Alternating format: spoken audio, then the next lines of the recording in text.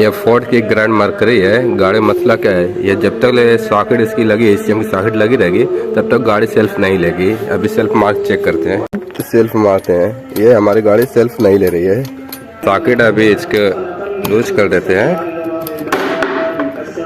अब self mark check करते हैं। सॉकेट लूज करने के बाद इग्निशन ऑन करते हैं। अब सेल्फ मारते हैं। ये सेल्फ ले रही है। जब तक एसीएम की सॉकेट लगी रहती है तब तक सेल्फ नहीं लेती, निकालने के बाद सेल्फ लेती है।